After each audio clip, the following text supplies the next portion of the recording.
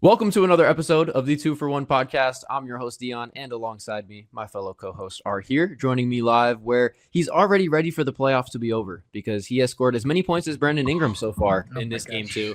It is my main man, Mr. Sider. Mitch, are we anticipating a sweep, or does Toronto at least get a game in this series?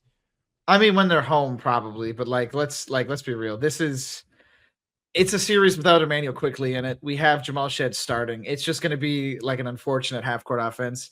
And if Ingram can't bail you out, because right now he is 2 for 9, he has not attempted a single three. He has gone on the board. Yeah, I mean, just sheer forcing shots up, right? Like it's I will say the glaring weaknesses of Toronto's just plug Ingram and fix the rest of our problems later down the line is finally rearing its ugly head. Yeah, we've gotten to down the line. But regardless of what happens in the series, we didn't have Quickly for it. So we get to have a little asterisk there to be fair. Like, oh, we could have been different if we had our starting point guard. Right.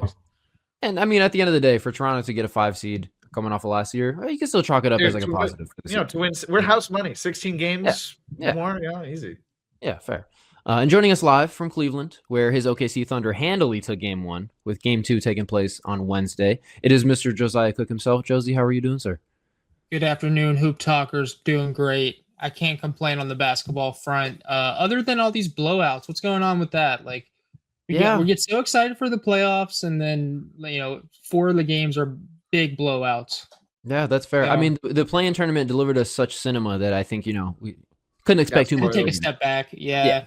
Had to fair. Right. We'll ramp ourselves up. I think we're primed for some really good round 2 matchups. Round 1 is not looking so great. But we'll get into all of that. Nate is unfortunately not around tonight. He is locked into his Knicks game. They are currently they're leading the Hawks as of right now. I don't have the score in front of me, but just the 3 of us today. And obviously, the playoffs have started. We got to see all the game 1s, a couple game 2s taking place tonight. But rather than do like kind of a generic sort of round 1 preview, it's a little bit late for a preview. So I figured instead what we do today is kind of talk about the playoffs with the end in mind and kind of almost work our way backwards. So I wanted to do a little bit of a draft for you fellas tonight. So we're going to be picking essentially who we think is most likely to win finals MVP. We'll do it like draft style. Originally it was going to be the 3 of y'all, and I was just going to kind of host. So do you guys just want to go head to head, or should we still do a 3-man draft here? What do we think? I think we still do 3-man. Let's do a 3-man draft. Yeah. All right, cool. All right, I'll jump in here as well. So yeah, basically we'll kind of just draft who we think is most likely to be finals MVP. Obviously a top heavy draft for sure. But we'll do like 3 rounds each. I think we can realistically come up with 9 different guys that have a path to finals MVP. And we'll kind of just, through that lens, we'll kind of just talk about all these teams without having to dive too deep into like the teams that, we don't really think are contenders. So, pretty straightforward. We'll go snake. I didn't know a good way to kind of determine the order. I was going to go based off of just like who won by the most points in game 1. Of like our respective favorite teams. You son of a bitch. I just felt a little bit sure. You know what? I'll go third. Fuck you. I'll take it. Give me last place in the. Of course, we'll do a snake draft. Of course. So, no, it's fair. I see what you did there. But how many points did OKC win by in game 1? It was more than 30. I think close to 40. Okay, because the Celtics won by 32. And the Suns won by 35. The Suns won by that'd be a scary world. No, OKC won by 35. So I guess with that, Josie, you can get us started. So you'll go first, I'll go second. Mitch will obviously go 3rd and 4th. Back to me, etc. So so we'll do 3 picks each, and we'll kind of like through each pick, we'll kind of talk about the teams themselves and kind of like their path to the finals. So Josie, you can get us started. Kick us off here with the 2026 Finals MVP draft. Well, I think it would be wrong if I didn't go with my guy who helped get me this pick with the 35-point win. Going with Shea, of course, got to take him off the board. Listen, if we're talking about finals MVP, we're really talking about who do we think is going to win the finals, because since Jerry West won the first finals MVP, it's been on the winning team ever since then. So I think the Thunder have as good of a chance as anyone to win the finals. And I think that Shea, obviously, with the Thunder winning the finals, it's going to be him at the front of that conversation every time. So he's the obvious 1-1 for me. Although the second guy on my list, I would love to have him as well. I think he has a great chance. Wow. Yeah, what a weird precedent to have been set. Like Jerry West was on the losing team for the first ever Finals MVP, and then every time after that, we're like, no. Is Jerry West the first man to lease the white boy title? Like, is that is Jerry West the guy who? Hey, listen, white boys. The title of white boy is not owned; it's leased, and rent is due every day. Winning Finals MVP on the losing team. Unprecedented aura gain right there. Like I'm talking Jerry West's legacy of there were white boys before him though. Yeah, I was gonna say but first ever Finals MVP on the losing team. You're so nasty that they went, damn. You carried so hard and you couldn't get your team over the line. Here. I'm curious if there was going to be a case for 2016 LeBron if they didn't close out this year. Like say they lost Game 7.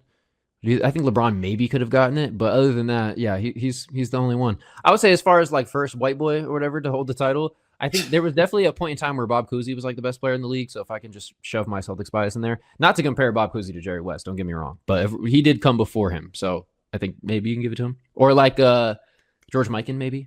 Yeah, Mikan. Sure, yeah. Hold on. Okay, Mikan laid the foundation. Cousy got the transcripts ready, but Jerry West was the one who put the Hancock to pen. You know, like I like that. That's the evolution of it. That's fair. I like that. That's like fair. The white founding fathers. The Mount Rushmore of exactly. OG white. Who completes that Mount Rushmore then? Who's the fourth white guy? I mean, you could. I know this would be like an absolute like crazy poll. But like strictly for like the toughness of it, you could give it to Stockton.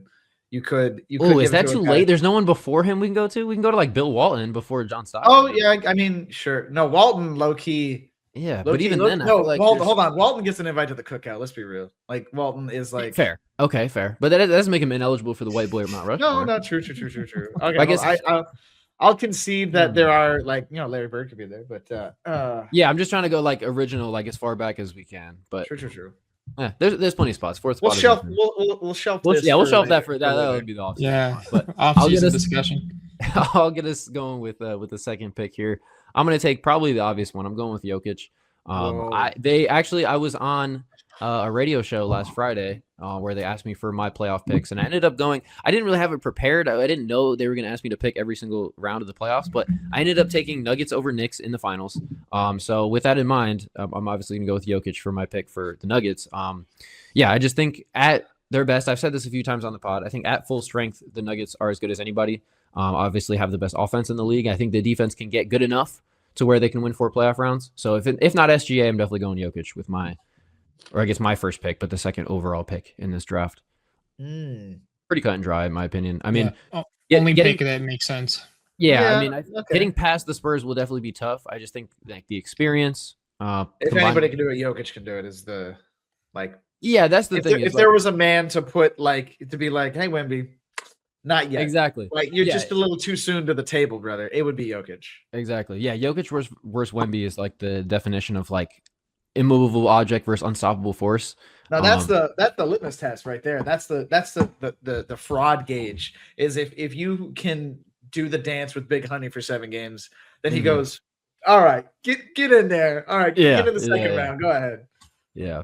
So I mean that matchup will be great. And obviously it'll be even tougher going up, presumably against OKC in the conference finals. But I have faith. A lot of it comes down to like just this innate feeling that I have that Jokic is an all-time great. So for him to finish with just 1 ring just feels unlikely. And I think this is as good a year as any for the Nuggets to go all the way. So I'm riding with the Nuggets as far as like my postseason pick. So I'll go with Jokic with my first selection. But now it moves to Mr. Sider with back-to-back picks. Slides down to me, yeah. So I'll probably take Brandon Ingram and Scotty Barnes back-to-back. No, so the real pick at third, and I almost want to call him like the 2B, would be Victor Wembanyama. I think Wemby's homecoming has already come and passed us. I don't think we're waiting for him to take that jump. I think he's here. He's arrived. We're no longer being like, oh, like Wemby's on one more year and Wemby's going to win 5 depoys back-to-back. No, I think he's here. I think it's now. I think the time for Wemby to pick up 3x depoys in a row, and then another like an MVP probably, and that on that third one because voters fatigue for depoy will get there. That's the craziest part, right? We talk about voters fatigue for Jokic for MVP. At what point are voters going to be like, well, because the Thompson twins are guarding the perimeter more, we can start like when will the goalpost be shifted for a Wemby decoy is my point. That'll be really interesting. So Wemby's third. Mm-hmm. However, it's wide open now. Nah, I don't think it's wide open. I think there is a man who has a great story for Finals MVP. I think the way that you could market this from Boston media would be absolutely insane. Coming back, his first playoff game since the injury, he puts up a light 25, 7, and 6. Wasn't on very good shooting splits, but if you watch that Philly game, first of all, shout out the Sixers for wanting Boston. You guys are dumb as hell. I have no idea why anybody in their right mind would want to run into a healthy Boston team first round, but hey, you guys do you. Yeah. May I just say, it came on 9 for 17 from the field, 1 for 7 from 3, but that's 6 not for inefficient. 1 for 7 from 3, dog, is what I would call it. Hey, efficient. 9 for 17 is over 50%. And I know we both watched these games. Some of those threes were heat check threes. Some of those were like, he's like, I used to be able to do this. Yeah. And then he's like, I didn't feel like it came off. So let me correct myself. Sorry. It was 25, 11, and 7 with 2 steals, only 1 turnover and a plus 20 for, I think, matches the Celtics game high. I think White might have had a higher one. But anyways, my point stands. The idea to push the propaganda for Tatum could be an all-time high. We talk about how little Brunson gets in terms of like media talks. Mm-hmm. I think Tatum coming back and looking like the only thing that he has to do is shake off rust is not talked about enough. Tatum comes back and it looks like he almost hasn't skipped a beat. To my knowledge, medically, it's near record return rate. Like it's insane to see him on the court and do the things that he does. Not to mention, I know I'm a little biased here because I don't think there's a single man on the Clippers that like really gave him a run for his money in the open floor, but Tatum slid just as well defensively as I've ever seen him. There was a lot of off-ball movement that he did where he was able to be like, wait a minute, I'm a fucking roaming menace. I'm a giant dude who can just kind of wander around and clog the lane, and he did a lot of that. So my fourth MVP that I would say has a really great narrative to be pushed upon would be Jason Tatum. Wow. I love it. I'm fully on board that you went with a Celtic. It is pretty incredible to see that he's pretty much the same guy. Like, he's been an inefficient jump shooter, which, I mean, we've seen that pre-injury at times before, but other than that, like, I think he's even better in some ways. Like, I think his passing has gotten better. His kind of like gravity in the pick and roll, I think, is even better than it was. He's been able to like just manipulate defenses with the ball in his hand. It's been really impressive. I think that comes from just like watching on the sideline for like 9 months and just kind of seeing the way other guys play and just being able to take that in. But yeah, he's pretty much the same guy, save for like some efficiency there. So it was a pretty easy day for the Celtics, Tatum and Brown in particular. Like, they were just getting to the rim at will. Like, no Embiid. It was just a free lane. I think it was the 50th playoff game where the Jays have combined for 20, which is pretty cool to see.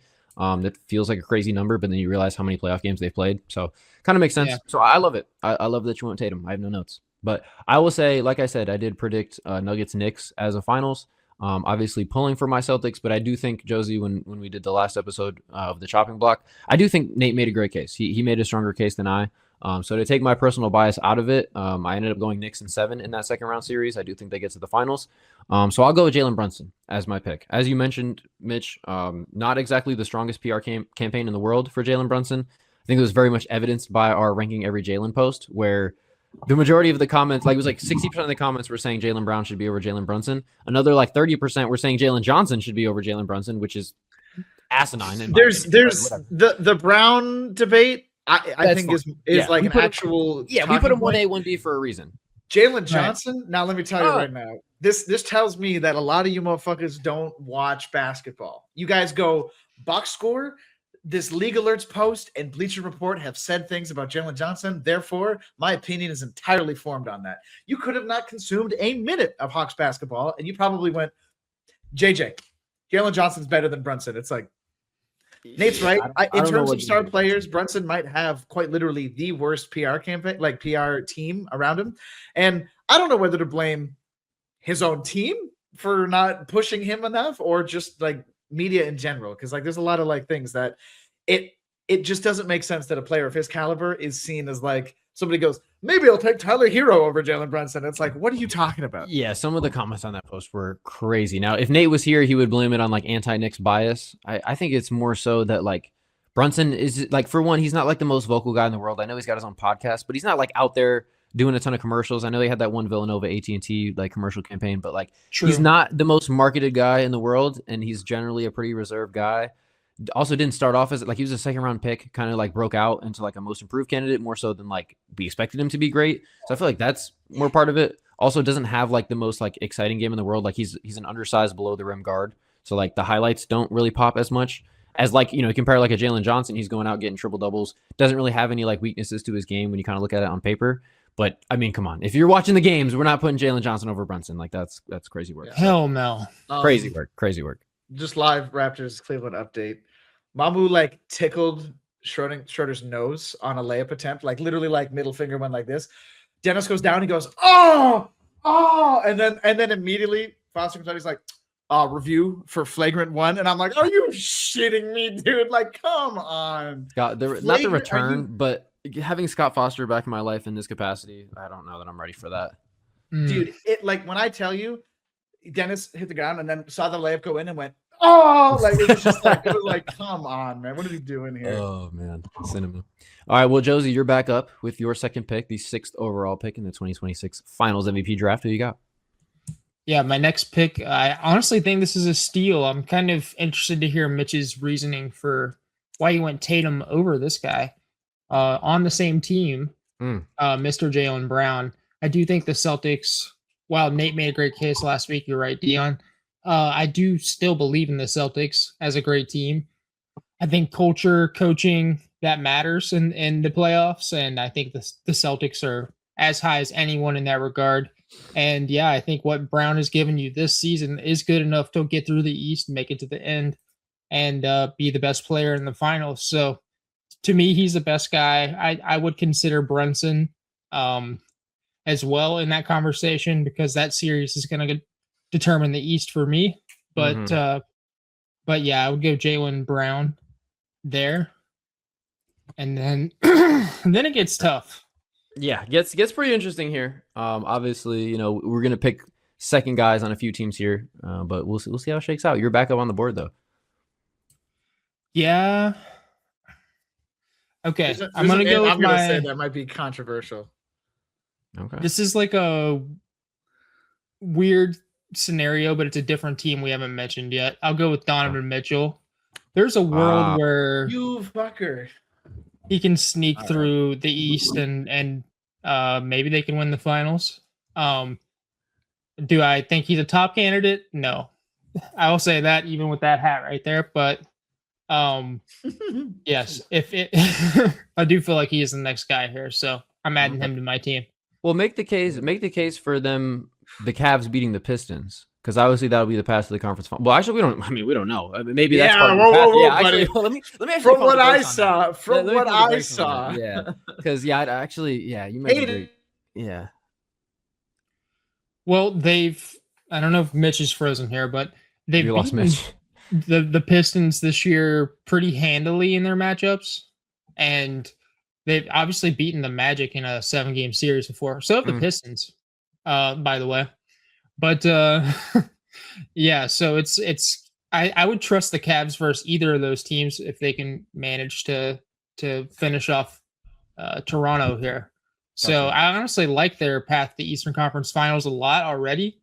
And then I think they probably would need either some help or need Donovan Mitchell and Harden to really play to their true potential. And Evan Mobley as well. Mitch, what were you saying before you kind of cut out there? Sorry, I just had a little mini blackout. No, I was like, if Orlando has a series where Banchero like shoots the ball efficiently, yeah. Cade, first of all, let's put a pin in this thing. Cade had a phenomenal game. Cade had such an insane game. He had 39, 5 and 4, and he got to the line, shot 10 for 11 a lot. Like everything that Cade did was what I would say like peak for him basketball wise, like more assists obviously, but like the scoring was like at will, and they still lost by 10. Like somebody on Detroit had to step up. Not to mention, like it was like very, very off Desmond Bane night. Like, yeah, Desmond Bane looked fucking rough, and Orlando managed to scrape through without him. Like I can't imagine a series where Cade is consistently giving you this, nobody stepping up.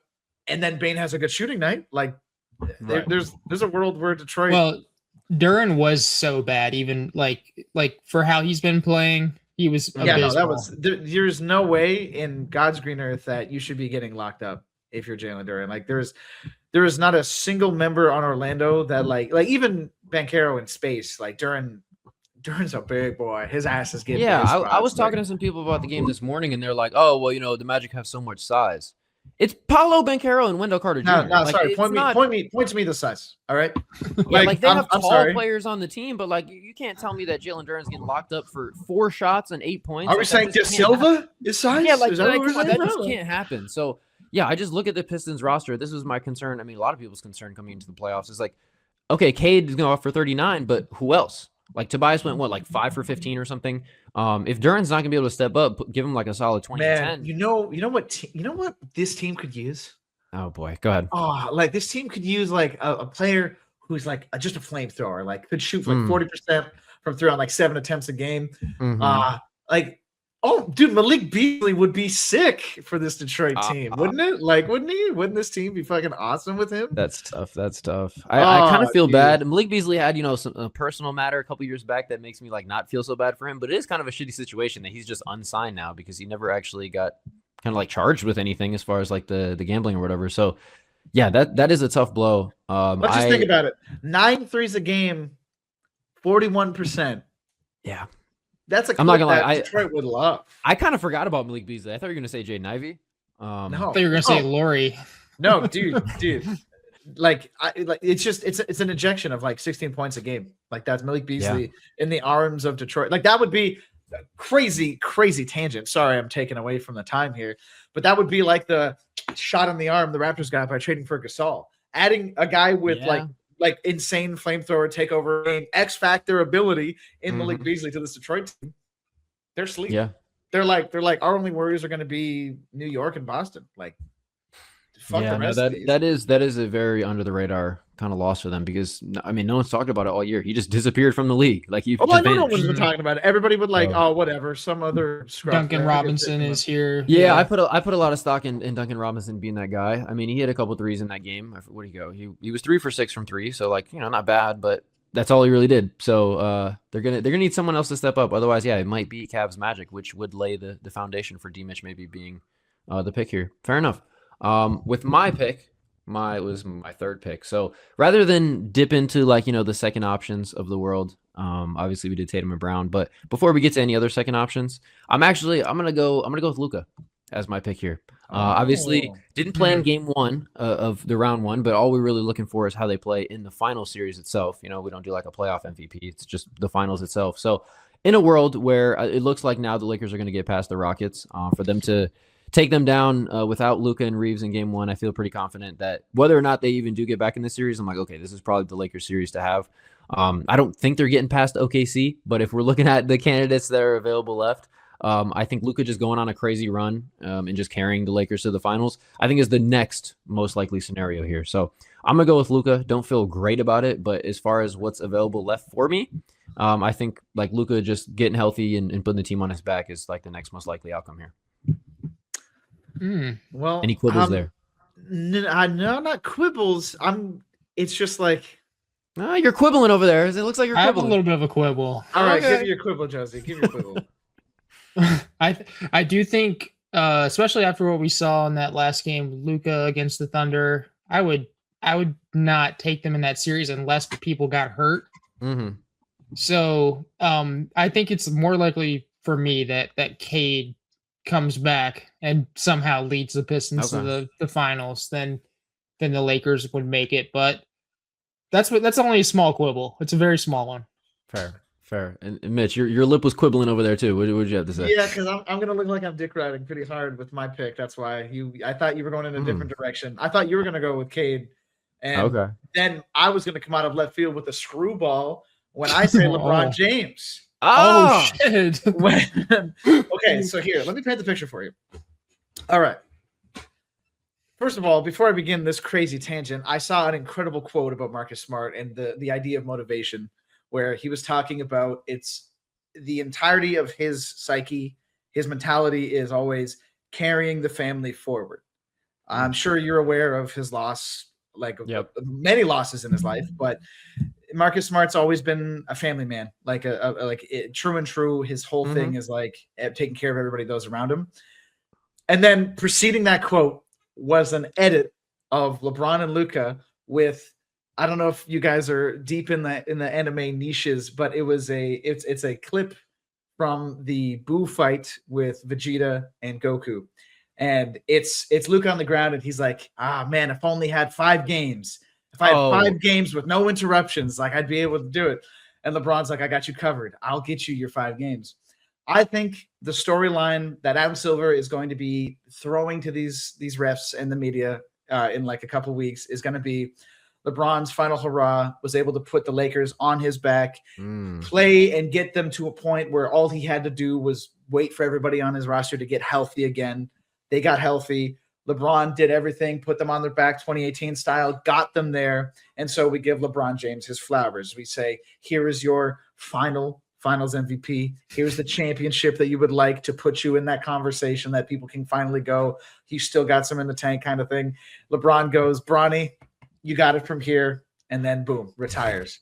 I think Adam Silver could write a fantastic, 12-part Netflix special right afterwards, be like LeBron's last days in LA or something. He could play himself in like the mini doc short that they're going to do. While I don't really want to take the Lakers in any matchup outside of Houston, there is a world where I have seen Luka Doncic on one hamstring and half a knee single-handedly take his team past an immovable object that shouldn't have any place being there and bring his team to the finals. I think if this Lakers team is capable of that, it's when Luka's back in the lineup. So all they have to do is wait for that to happen. So you're taking LeBron over Cade? I assume those are your 2 picks? Yes. Wow. Yeah. Okay. So the narrative that you just cooked up for us, you think is more likely than the Pistons winning the finals?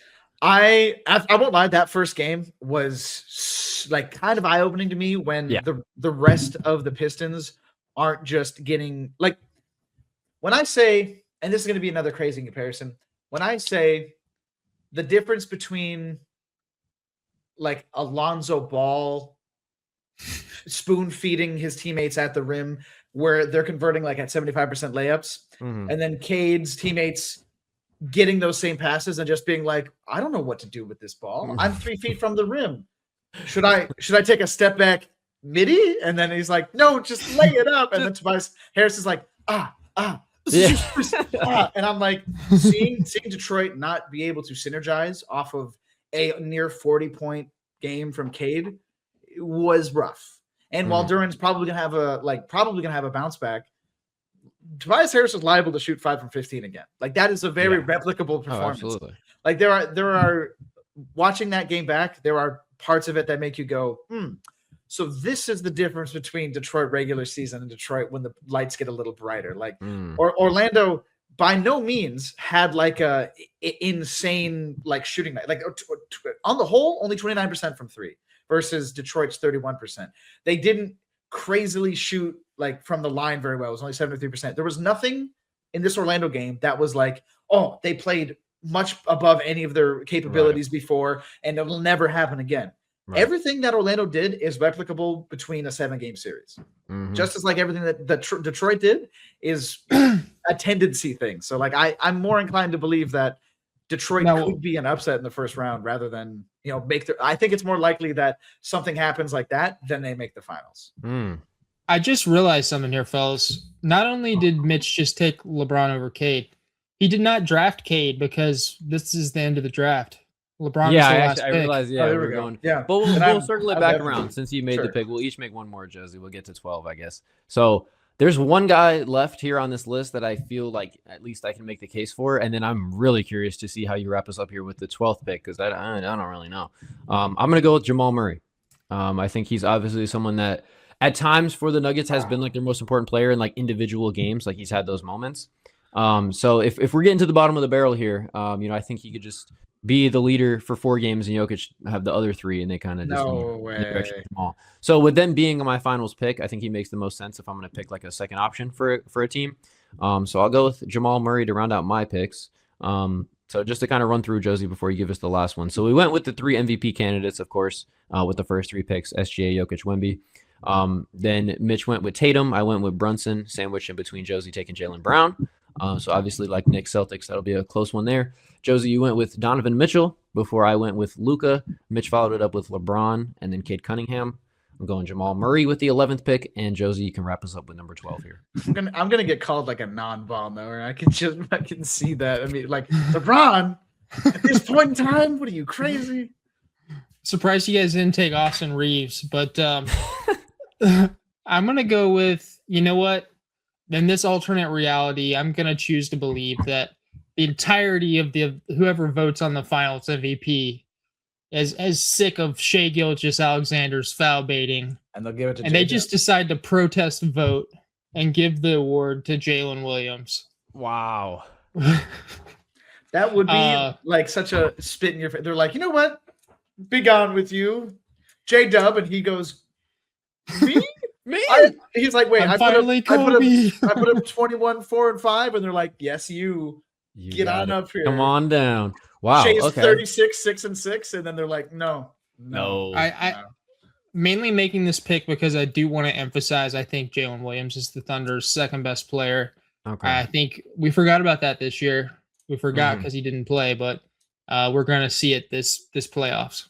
Okay, gotcha. Because I actually, when I made my long list of candidates here, it was like kind of a big board. I had Chet on there. I didn't have J-Dub. So I do think I think Josie's right in terms of like, I mean, recency bias exists. He came back from injury and looked rough, but he was shaking off rust, obviously. So it was like it was hard to be like, okay, like I remember this man who put on a clinic in the finals. It was more like, when is the game gonna happen? So I think you're right. Like in the playoffs, we're gonna see a J-Dub game that makes us go, oh, I remember who this player is now. This makes perfect sense to me. No wonder OKC are a multi-dimensional fucking dynasty at this point. But interesting that you'd have Chet though. I think there would be like a voters like emergency meeting if Chet got a Finals MVP. they'd be like, wait, hold on. We're gonna we gotta just review all 7-6 games before, because we're not giving it to Chet. Sorry, Mr. Holmgren. You're not getting it. Yeah. AJ Mitchell, here's your Finals MVP. AJ Mitchell. Yeah, I don't have a lot of faith as far as like J-Dub returning to form in these playoffs.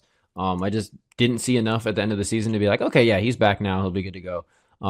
So I guess, yeah, in the world where OKC wins the finals and it's not SGA, it probably would require J-Dub, be in that like 42 point per game, not point per game, but he had a 42-point game in the finals last year. 42 per game. Yeah, he'd win it if he averaged 42. Yeah. No, but he will have to be like, what? Yeah, he'll have to probably return to those highs if they're going to win, and it's not going to be SGA. So I guess that does make more sense. I just think like Chet has been their second most important player up to this point in the season. So that was kind of like my reasoning there. I will say, just as a side note, I do think he's going to finish second defensive player of the year. It looks like. I don't think Asar is going to pass him. So it looks like that'll be the 1, 2, 3. I don't really feel like he's deserving of that. Like, you want to put him first team all defense, fine or whatever, but I just think you look at the rest of OKC's roster, and he's not the second best player in the league. Josie, if you want to make a case otherwise, go ahead. But I just think he's getting whatever the opposite of overlooked is. I feel like he's just kind of being penciled in as the number 2 guy behind Wemby. Interesting. I mean, yeah, I don't think that the numbers really fall in line with that take. I think it's mainly more of like a what do you say? Me being a hater? Yeah, maybe a little of that. But that's fair. I think that basically all Chet has done in the NBA and in his basketball career is win. I think a big part of that is his defensive impact. And verbatim quoting Shai right now. He's having all Chet does is win. Oh, it's true. He's had the number 1 seed every year he's played. His whole life he's been winning, just like Shai's whole life been consistent. No, I'm just kidding. No, you're definitely right when you look at the numbers of it. And I would say he's probably the second best rim protector in the league. But I just think number 1 defense in the league. Yes, I just think you look at the number of perimeter defenders that team has. You look at, this is just eye test. I don't know if the numbers back this up, but I feel like Chet is much more secure defensively when he's playing alongside Hartenstein. I just don't think he's a great, actually, I know one-on-one defense is not the end-all be-all when it comes to defense, but I don't think he's that great one-on-one going up against bigger guys, and he's not the best at switching out necessarily, not as good as I feel like you think he would be, given his general mobility. I think he is mostly just like a a help side rim protector, and obviously he's fantastic at it. I'm not trying to downplay what he is good at, but I think when you look at the totality of like his defensive capabilities, it just doesn't really stack up with like other guys we would consider for like the best defenders. I don't know. I feel like Giannis won a Defensive Player of the Year in that role. I Fair, think yeah. plays that role at an elite level, so I don't think it's out of character. Obviously, Wembanyama is a freak of nature. You know, he deserves that award. I know they announced him. There was the only award announced so far. He did win it. Did he win unanimously? He did, yeah. Okay. So we kind of okay, cool. Get some credit for that. We mentioned that. Cool. We didn't have any Joe Cowleys or whatever. For anyone that is not familiar, Joe Cowley voted Zion over Ja Morant for Rookie of the Year because, quote, the NBA built the TV schedule around him, end quote. For those who are not familiar, they build the TV schedule before the season starts. So not really sure how that factors in. But anyway, deserved unanimous. Can I ping something about Chet real quick? Sure. I think you make a fantastic point where his best moments come when he has three other incredibly solid perimeter point of attack defenders on the floor. But in terms of like attempted contests at the rim, he is one of the only people I've seen consistently jump with Ant, consistently jump with Scotty, consistently jump with Wemby. Yeah. If you jump at every attempt, you're going to get dunked on a lot. Yeah. Wemby does not jump at every attempt. I've seen Wemby shy away from a Derek White layup attempt. All right, like there are. That's Derek White. That's Derek White. Hey, hold on. I want to like just nerd for a second. Okay. There was a possession that was very specific where I think a lot of hoopers are not going to like understand what I mean by this, but Derek White had Wemby on his back, and you'd expect in every possible way that this is just Wemby palming the ball like this. Derek White took a power dribble. As he took the power dribble, he bent his knees and was ready for the ball as it came up. And in one motion, he took the ball from at his breadbasket to the rim like this. Wemby was not prepared for how fast the ball was going to go from the ground to up. So Wemby was late on the contest, and Derek White did that 4 other times in that game. He literally was like, oh, you're just not going to be ready for the ball to go from here to here. Yeah. Like you're going to think my physical tools will erase any other like brain delay I might have with the reaction speed. Not the case. Not the case at all. For Chet, it's a matter of Anthony Edwards has planted both of his feet and he's about to take off from inside the restricted area. That's an easy 2 points. Or I get up, he potentially misses the dunk, and he has to make 2 free throws to convert those points. I think the mentality of the two of them is completely different. While Wemby goes, I am a irreversible black hole that can summon up, like swallow up shots whenever I want with my windshield wiper hands. Chet is, I can challenge at the peak of this player's attempt. Oh yeah. Worst case scenario, they're shooting free throws. Best case scenario, I'm stuffing them at the rim, getting momentum for my team, and everything else is trailing on. Now, a player who does both of those things is Scotty Barnes, and that's why I think Scotty should be on that list. But I think most importantly, the reason that Chet doesn't seem like that, okay, he's the stalwart of the OKC defense, the guardian at the middle, is because they have so many other switchable players that kind of allow them to funnel things away from that action. He's not being fed like Rudy Gobert, as in, let everybody get into the lane and then jump with Chet. Chet's being in a position where he gets to be the stopgap. He gets to be, okay, Dort may have gotten beat and Caruso's trailing this way and Wallace is kind of at the shortstop. So if I create a disturbance here, there's no lob behind me. There's no way for them to get a corner 3. You've basically brick walled the possession, and it's probably a contested mid-range. Chet's so good at that role, but it's not exactly the thing that you go, oh, but look at Wemby just swallowed up 3 layup attempts. Like it's not one of those things that you go, oh, that jumps off the page to me. You have to kind of like be nuanced in what defense that Chet does and kind of appreciate how OKC plays a really like switch heavy, trace everybody off the line, and then just force the worst shot possible. San Antonio doesn't exactly have that personnel. They have the potential for it. Carter Bryant's going to get there. Castle's already shown great presence. I think Harper's going to be a really pesky guy when he pokes the ball away a lot. But Chet is in a position where he's forced to plug holes on a like non-sinking ship, just little tiny spouts of water that pop up, while everybody and their mother is like, go meet Wemby at the rim. Here you go. Like that's San Antonio. We dare you. Like, yeah. That's fair. Yeah. I definitely don't want to take away anything as far as Chet as a rim protector. Definitely think that is an elite skill of his. I would put him right behind Wemby as far as like the best in the league. So definitely don't want to take away from that. I don't even necessarily think he's the best defender on his team. But I know obviously being a rim protector, like that has more value than perimeter. But one more nuance here is who played this year. So you said he's better with Hartenstein, but Hartenstein didn't play for half the year. Sure. Caruso didn't play heavy games.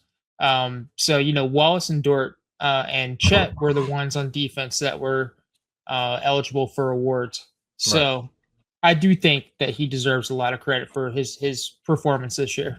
That's fair. Like I said, you put him all defensive first team. I got no quibbles. But I just think second, he's going to probably finish second defensive player of the year. Like I would have had Mitch's guy Scotty second probably, just personally. But yeah, that's enough on that though. I just want to get my 2 cents out.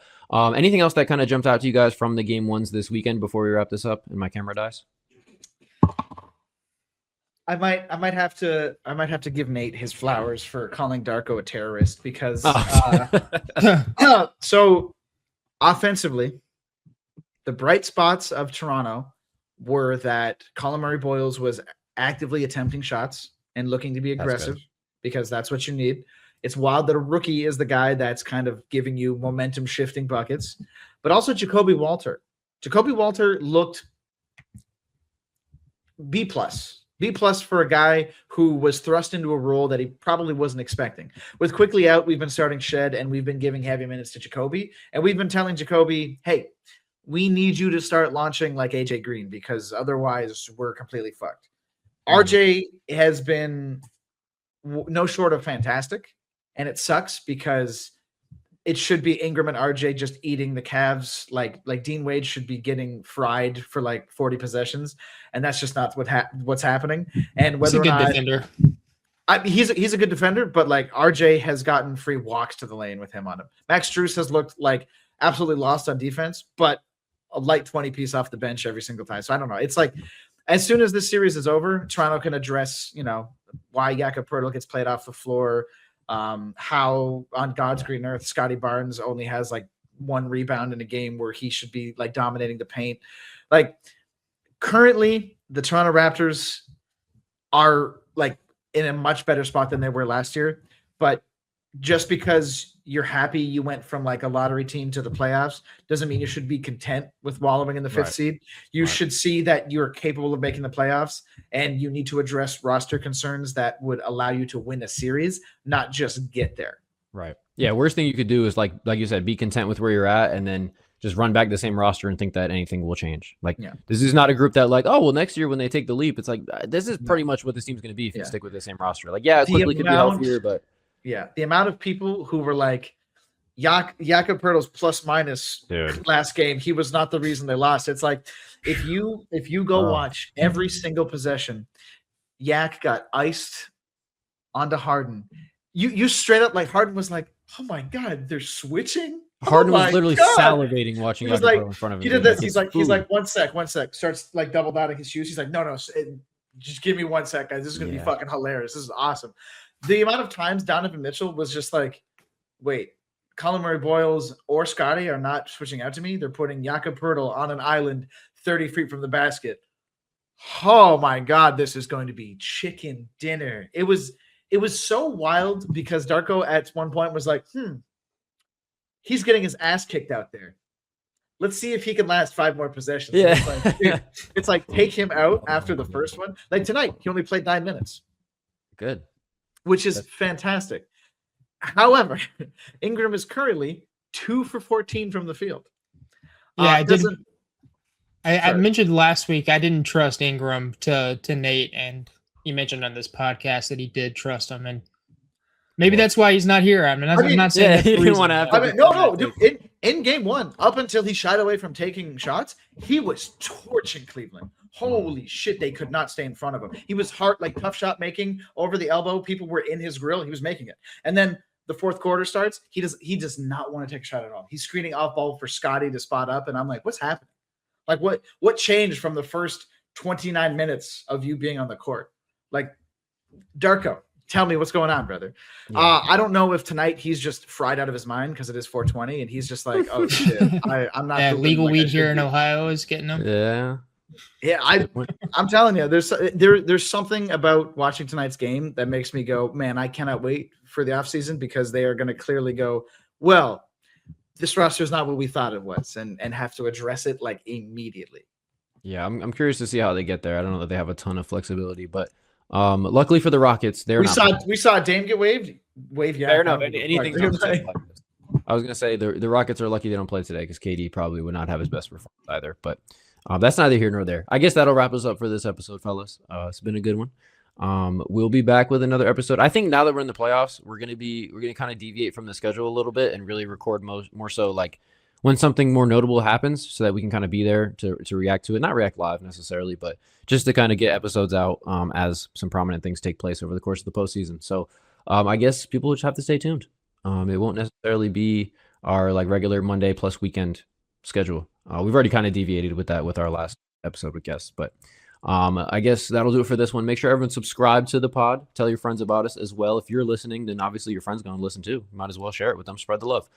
Check us out on all socials as well. Instagram and TikTok primarily at 2for1hoops. That's all we got. Until the next episode, hope everyone has a great rest of their day.